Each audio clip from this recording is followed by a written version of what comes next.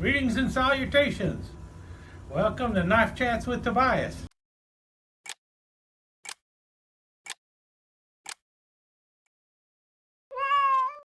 Hi everybody, Tobias here, and as you can see, I'm back downstairs. I have been managing to get up and downstairs a little bit, not as often as I would like to, so getting videos shot has been a little bit tricky.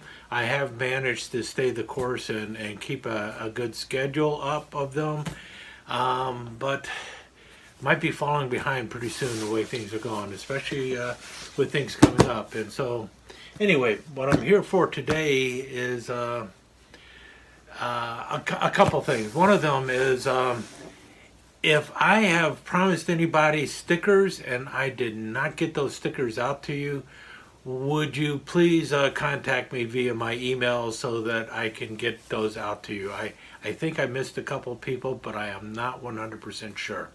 And I would hate for people not to get something that I promised them. So I know there's a couple of sticker swaps going on right now, and I just don't know if I'm caught up or not. So if I missed a sticker swap, please contact me at my email. It's in the About section on my YouTube channel, and it's down here on the bottom of the screen also, so there you go. And if you're interested in doing a sticker swap or something like that, also contact me at that email address. We can exchange addresses, you know, the snail mail address, and get things moving with that. Here with a box and a couple other things. So this is going to be a little bit of an unboxing. This is going to first go to Kitty's Corner, and then it's going to go out to the channel. Most of my unboxings just stay at Kitty's Corner, but because I have been having some difficulty getting content done, I thought I would throw this in with the regular content as well. So Kitty's Corner, you're going to get a sneak preview of it, and then it's going to go out to the regular channel. Also, main reason I was coming down here was to actually do a video on this knife here. This is that Case Bone Stag Barlow. As soon as I finish this unboxing, I'm going to turn around and do that video. That will be coming out soon, and as long as I'm down here, I'll see what other video I can shoot. Now, before I pop open this box, there's a couple other knives I want to show you real quick. When I was talking about the pilot survival knife, you know, that knife that is often called the Air Force survival knife, I had mentioned that I did not have a Mark 1 USN knife, the United States Navy Mark 1 knife, which was a knife that was given to pilots during World War II and even after World War II. Well, I have remedied that problem. I actually have two of them now.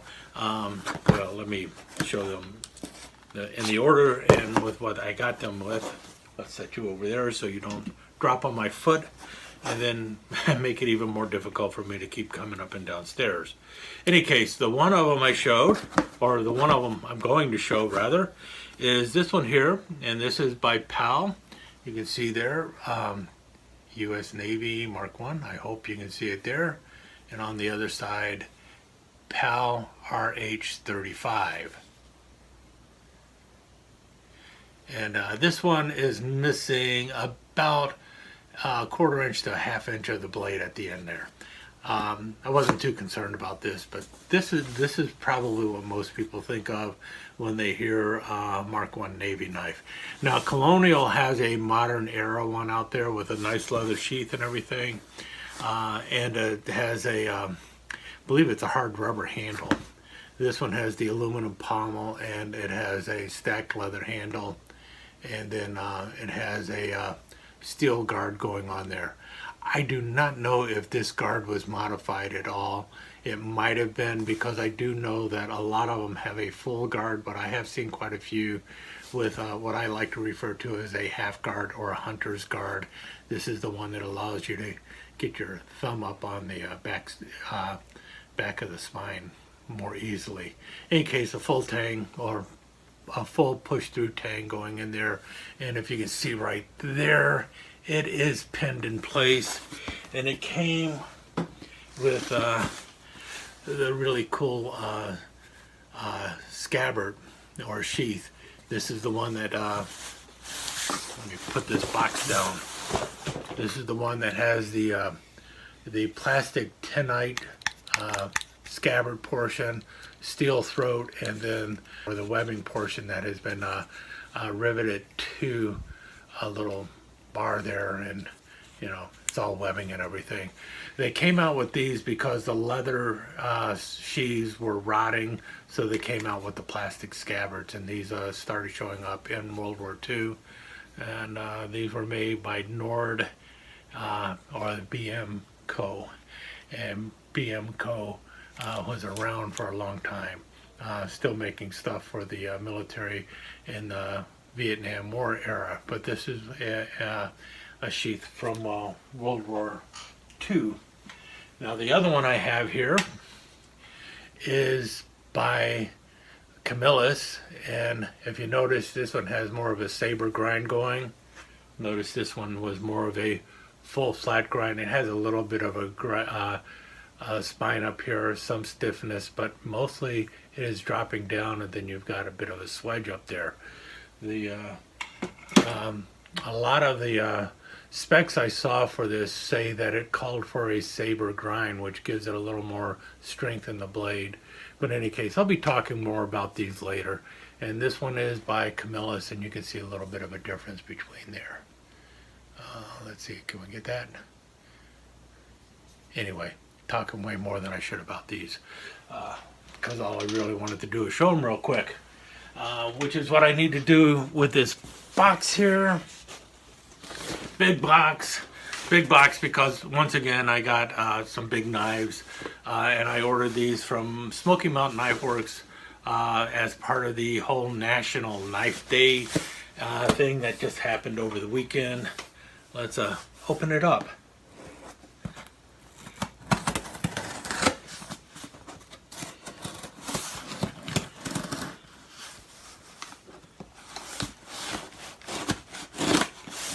Tell you one thing, this knife is dull.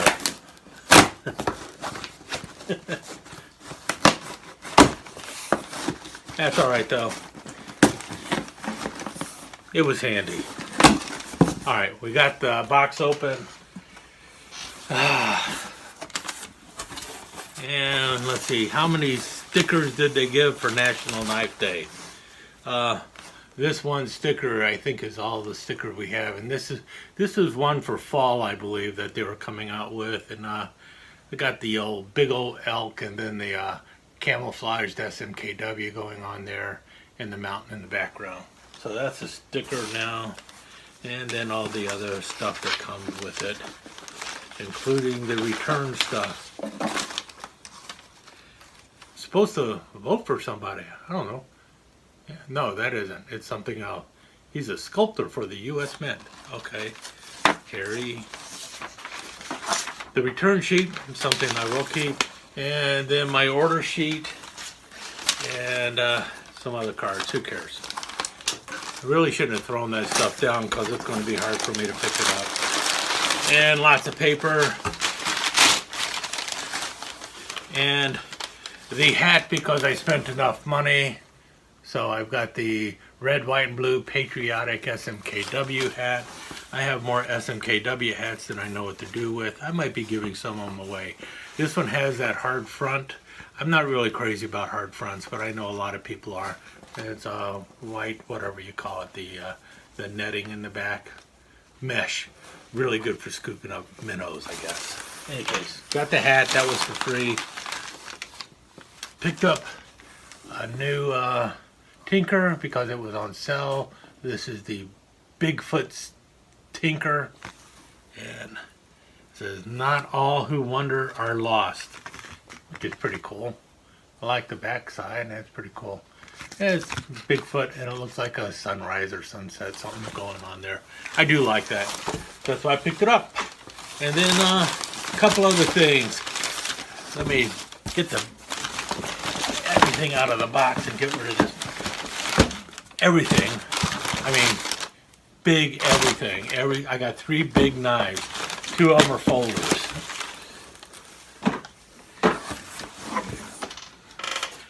Now this one, I picked this one up on a whim because of William's Knife Life. He showed it on his channel, and then I went to Smoky Mountain Knife Works. I saw the price of it and it's like, yeah, I'm just going to go ahead and pick it up. So I picked it up, and here we have it. This is known as the Combat Bowie. The Battle of Iwo Jima is remembered, blah, blah, blah. So got that on the side there.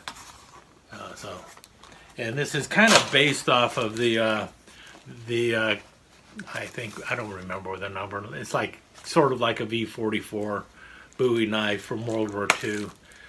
This one is all blacked out, and I'm really curious about this sheath. Oh man, it is definitely tight for this handle. And I had mentioned to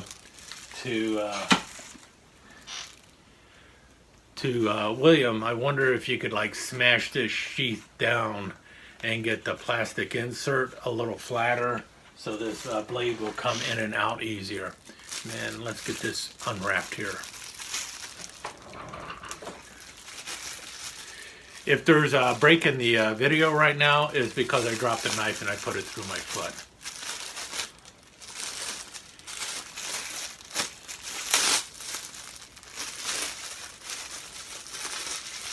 At least I'm keeping the knife pointing away from me, and my feet are far apart.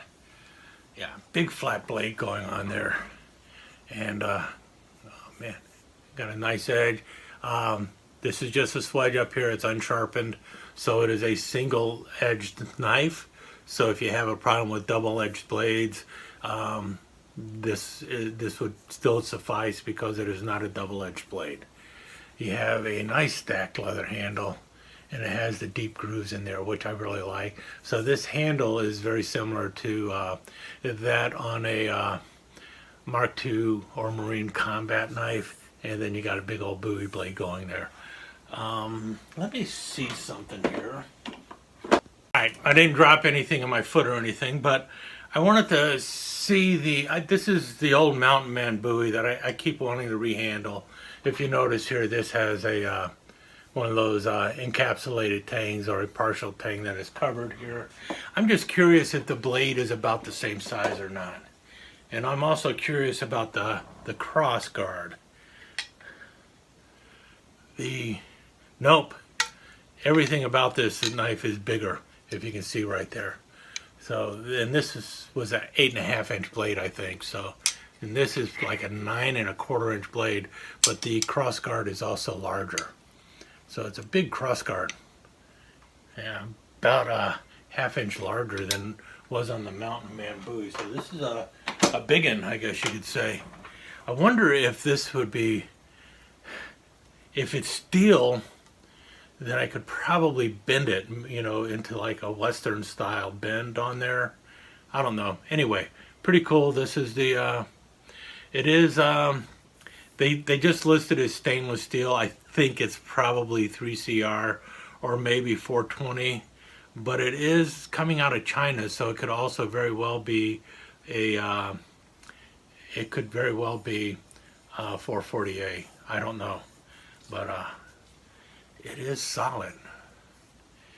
I do not see a pin or anything on the cap here, so I do not know how far in the handle goes through there.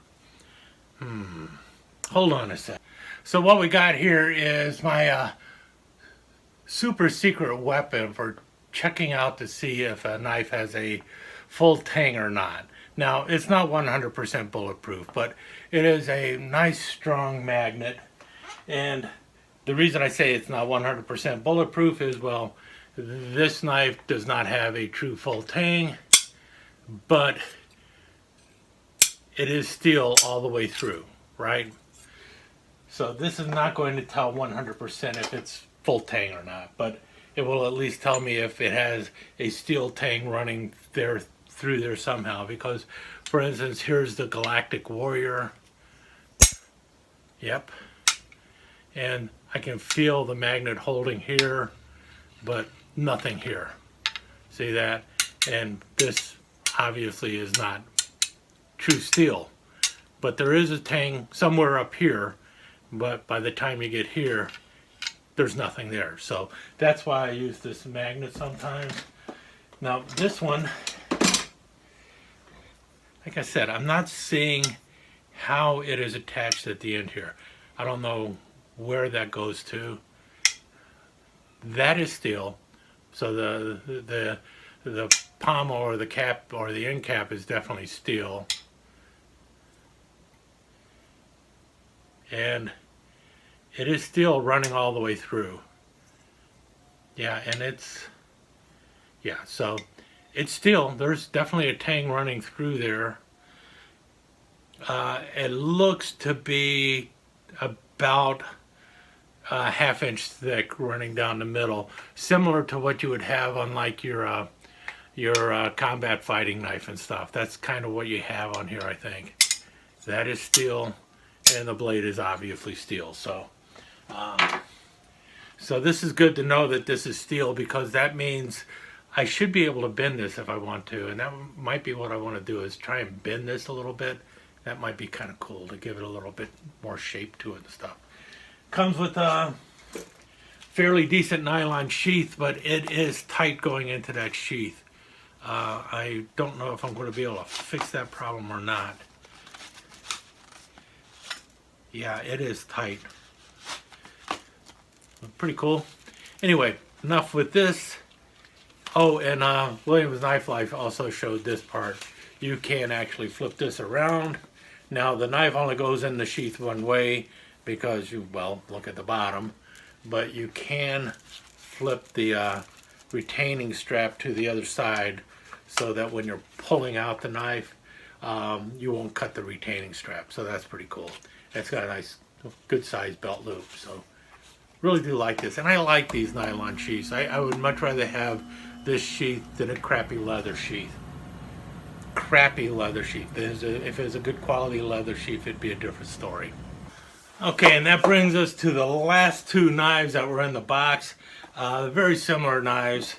And I like the box. I saw these when I was down at SMKW back in July. If you notice, the box has both spellings on there. Rough Rider with an I, Rough Rider with a Y. As I mentioned before, they are going back to Rough Rider with an I. You will start seeing those knives show up pretty soon. And really cool on this box is, if you notice here, if you've been wondering about the various shields that have been used on Rough Rider knives, this has a lot of them on both sides of the box, so that's pretty cool. And the knives that are on the inside are knives that are known as store display knives or salesman samples. I've heard them use both terms. These are basically oversized knives that come in at 8 inches closed, and I will be doing a video on these in the future as well, but I just wanted to show you the two that I picked up. They only have 2 of them right now anyway. They're both in a pack of wood handle.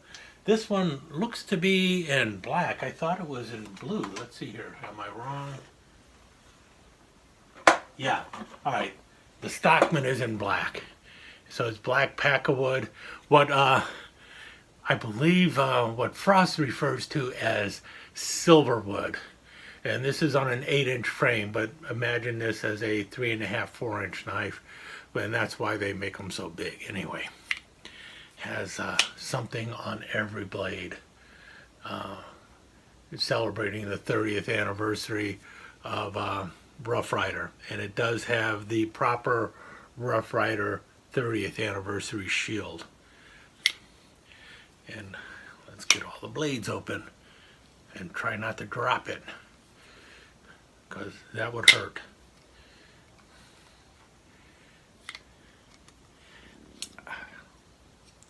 Man, half stop on every blade. But there's the Stockman. Like I said, an 8-inch shield. Oh man, it's got a, wow. If you can see it here, see that? One tang stamp, a different tang stamp over here, and then a third tang stamp there. So each blade has its own tang stamp too. 448 stainless steel. This is the 2648. Man, that is a beauty.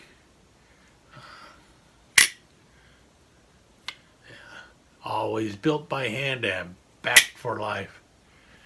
And then the other knife is the Trapper. Yep, bought the Trapper too. These, I think they're going to be in a semi-limited number. I didn't show you on the other one, but there's the back springs. They both have worked back springs, so pretty cool. This one is in the blue pack of wood. Same diamond shield going on. And then you got the big old spade blade.